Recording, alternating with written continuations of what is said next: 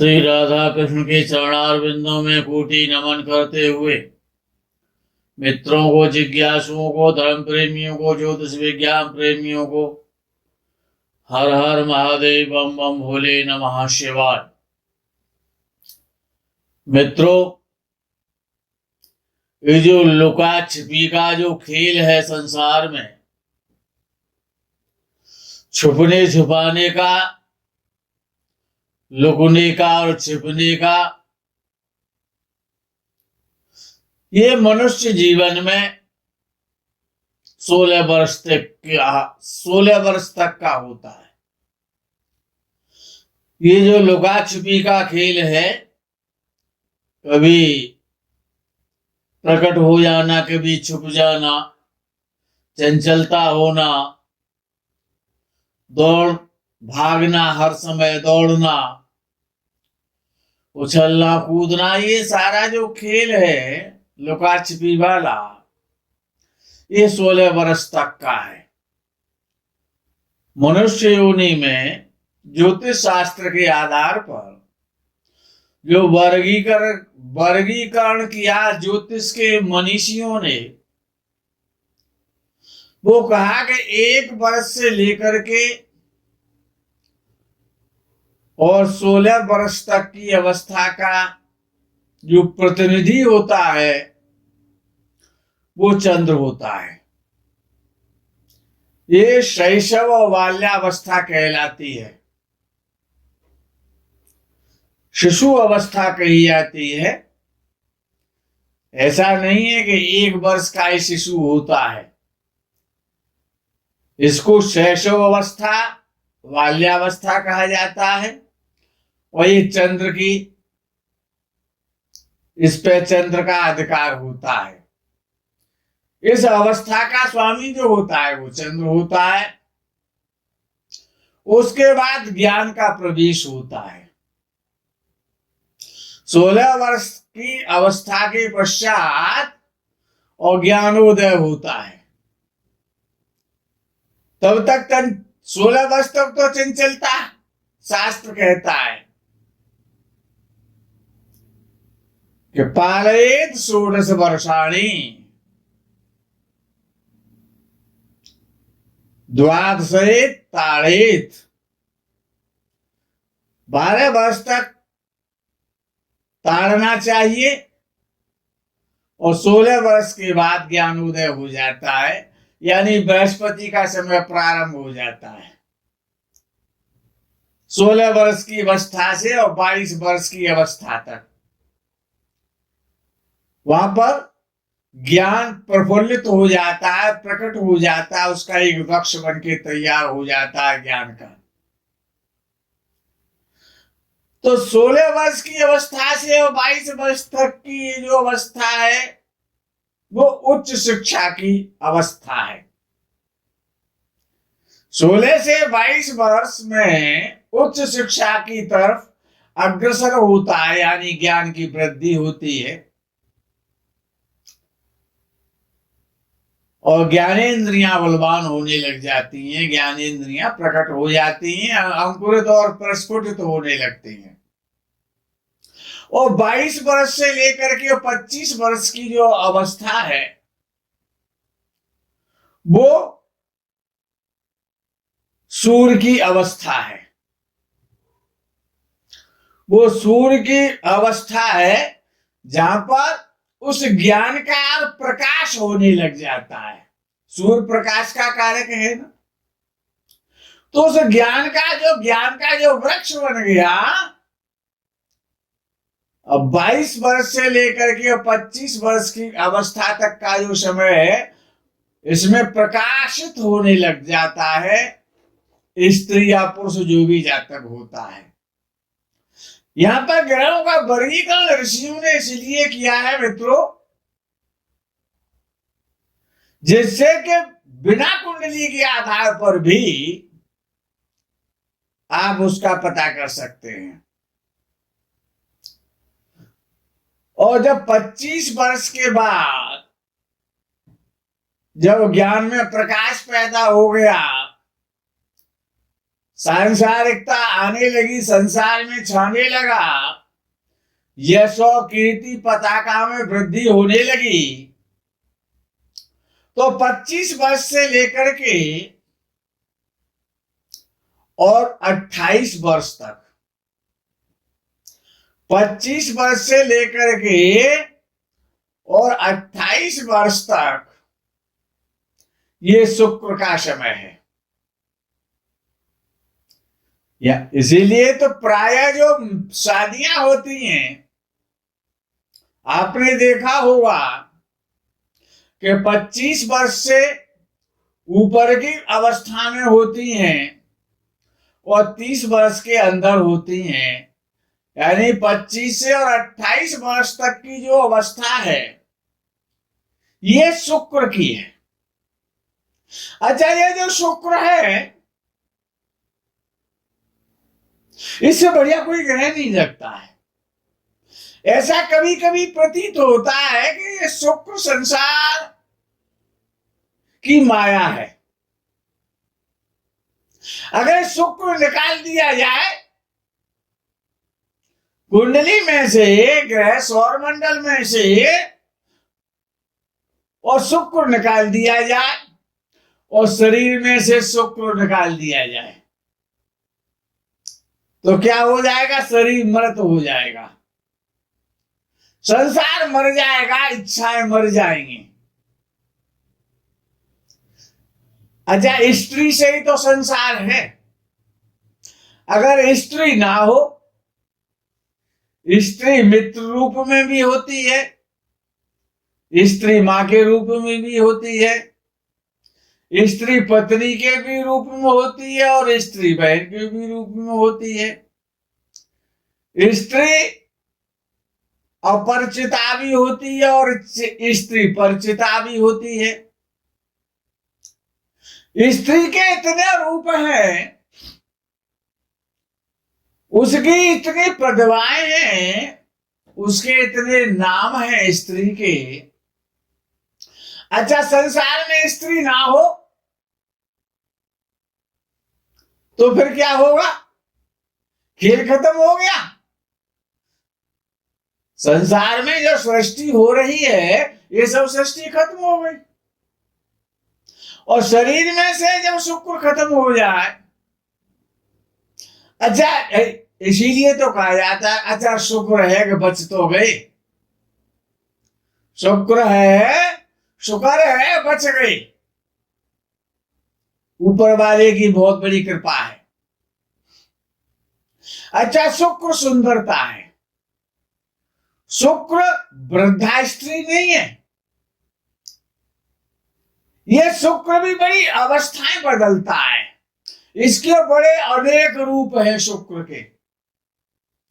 शुक्र के कितने रूप हैं कि वो कुमारी, गौरी, कन्या भी है। अच्छा, शुक्र सरस्वती भी है। शुक्र सरस्वती है और शुक्र लक्ष्मी भी है। शुक्र सरस्वती है जो वीणा वादनी है, शुक्र। और शुक्र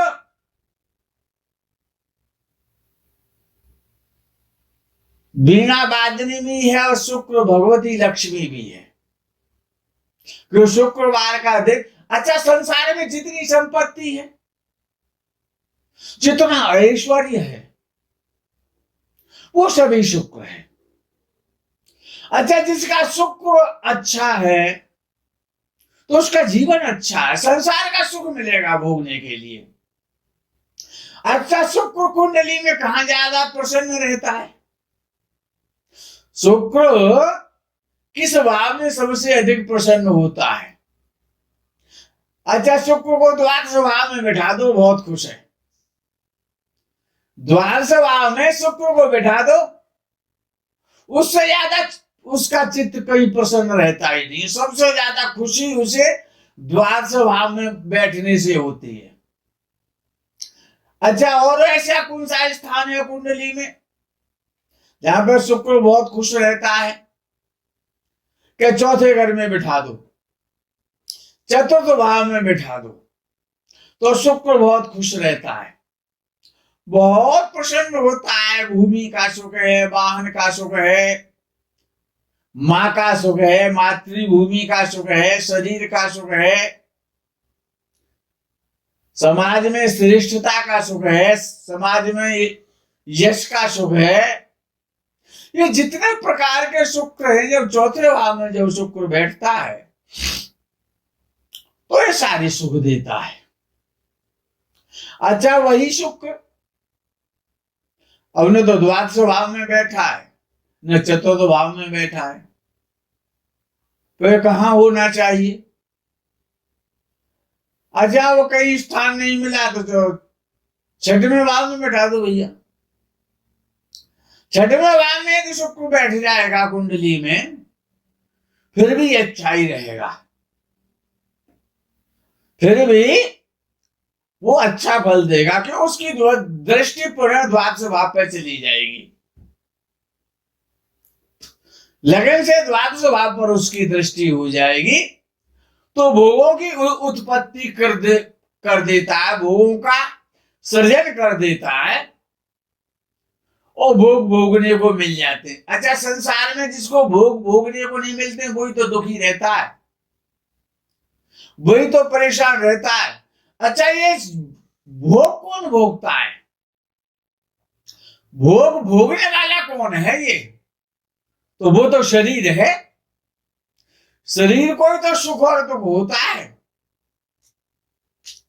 अच्छा, शरीर के द्वारा ही तो शैशव और शिशु अवस्था में मां का प्यार भोगा जाता है, और जब बड़ा हो जाता है, विवाह हो जाता है, तो वहां पर शुक्र साक्षात स्त्री है, पत्नी है, तो वहां पर स्त्री का सुख भोगता है।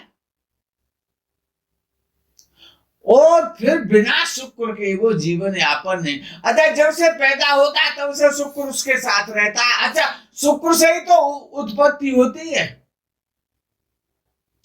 यदि शुक्र में विकार आ जाए तो संतान की उत्पत्ति नहीं होती है।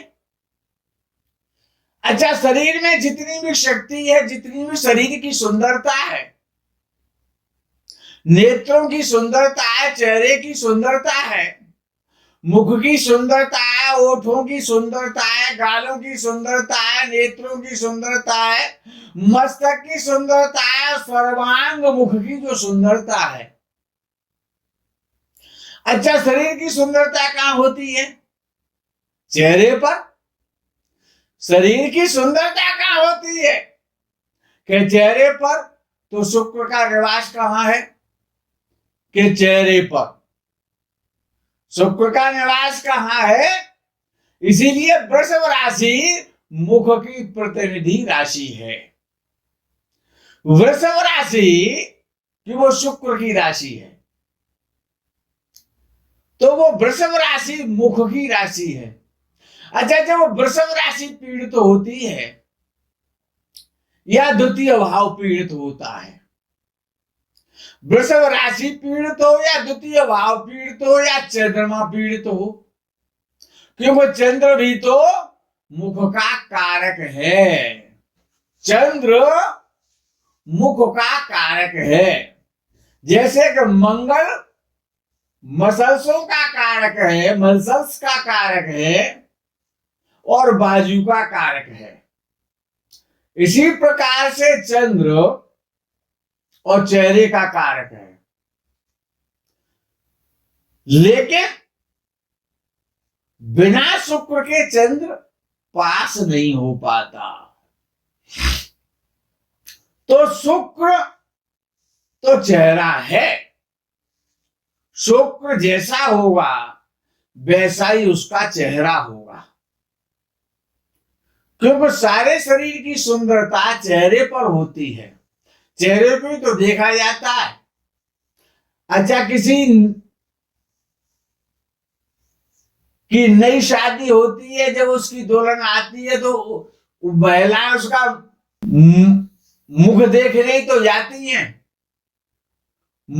मुंह दिखरौनी तो करती हैं उसकी, मुंह दिखाई तो करने जाती हैं।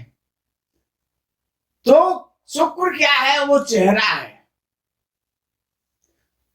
अच्छा, जिसका जैसा चेहरा होगा उसका वैसा शुक्र होगा। चेहरा अच्छा नहीं है, बदसूरत है, तो उसका शुक्र खराब है। अच्छा, शुक्र खराब है तो जीवन खराब है। अच्छा, सबसे पहले जब शुक्र खराब होगा तो घरवाली खराब हो गई, और जब घरवाली खराब हो गई तो फिर तो घर में रहना मुश्किल हो जाएगा। घर में क्लेश का वातावरण पैदा हो जाएगा। जब शुक्र खराब हो जाएगा तो घरवाली खराब हो जाएगी। अच्छा, जब घरवाली खराब हो जाएगी तो सारे सुख, आपके जितने सारे सुख है ना, वो सब खराब हो जाएंगे। सवेरे सवेरे घरवाली का मुख आपने देख लिया, क्योंकि तो शुक्र तो मुख का कारक है ना, वो भी स्त्री का मुख, वो तो साक्षात शुक्र है। तो सारा दिन बेकार हो जाएगा अगर शुक्र खराब हो गया। और शुक्र अच्छा है, चतुर्थ भाव में बैठा है या द्वादश भाव में बैठा है। अच्छा, शुक्र चतुर्थ भाव में भी ना हो, द्वादश भाव में भी ना हो, षष्ठ भाव में ना हो, इसके अलावा और कहां अच्छा माना जाता है? इसके अलावा और कहां अच्छा माना जाता है? एक वरदान है शुक्र के लिए, याद रखना आज से, कि बृहस्पति से जब शुक्रवार में होता है, बृहस्पति से शुक्र जो द्वादश भाव में होता है तो बहुत धन देता है, बहुत धनी बनाता है, राजा के समान सुख देता है, राजा के समान वैभवशाली बनाता है, ऐश्वर्यशाली बनाता है, संपत्ति बाण बना देता है, बहुत सुंदर पत्नी देता है। जब बृहस्पति शुक्रवार में भाव में होता है तो शुक्र बहुत बलवान हो जाता है, अखंड साम्राज्य ऐश्वर्यवान बना देता है। ऐसा शुक्र जब बृहस्पति से द्वादश भाव में शुक्र होता है, तो जैसा जिसका शुक्र होता है वैसी उसकी पत्नी होती है, वैसे उसके वाहन होते हैं, वैसा उसका घर होता है, वैसा उसका शरीर होता है, वैसा उसका चेहरा होता है, वैसा उसका मुख होता है, वैसी उसकी वाणी होती है। जैसा जिसका शुक्र होता है वैसा उसका संसार होता है, वैसे वो संसार की सुख भोगता है। आपका शुक्र सदैव अच्छा बना रहे, इसी कामना और भावना के साथ में हर हर महादेव बम बम भोले नमः शिवाय। जय गो माता की।